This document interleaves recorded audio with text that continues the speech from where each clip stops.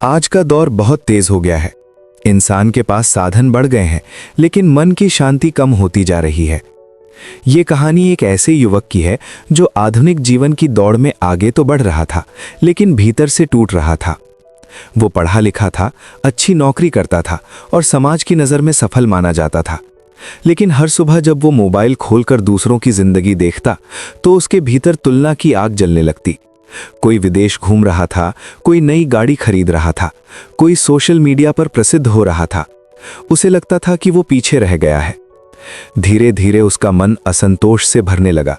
उसे अपना घर छोटा लगने लगा, अपने माता पिता पुराने विचारों वाले लगने लगे और अपनी मेहनत कम लगने लगी। यही आज के दौर का सबसे बड़ा संकट है, तुलना और अधैर्य। वो समझने लगा कि जीवन का लक्ष्य केवल धन और प्रतिष्ठा है। पूजा पाठ, ध्यान और संस्कार उसे समय की बर्बादी लगने लगे।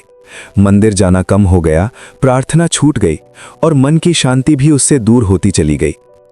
एक दिन अत्यधिक तनाव के कारण वो शहर के एक प्राचीन मंदिर के प्रांगण में जाकर बैठ गया। वहां की शांति, घंटियों की मधुर ध्वनि और धूप की सुगंध ने उसके मन को कुछ क्षणों के लिए शांत कर दिया। उसने देखा कि साधारण जीवन जीने वाले लोग भी वहां संतोष और श्रद्धा के साथ बैठे थे। उसे धीरे धीरे ये एहसास हुआ कि समस्या दुनिया की नहीं, उसके मन की है। जब मन भटकता है तो जीवन असंतुलित हो जाता है। गीता का ये उपदेश कि कर्म करते रहो और फल की चिंता मत करो, उसे भीतर से छू गया। उसने अपने जीवन में छोटे छोटे परिवर्तन शुरू किए। सुबह कुछ समय ध्यान करने लगा, माता पिता के चरण स्पर्श करने लगा, भोजन से पहले ईश्वर का आभार व्यक्त करने लगा।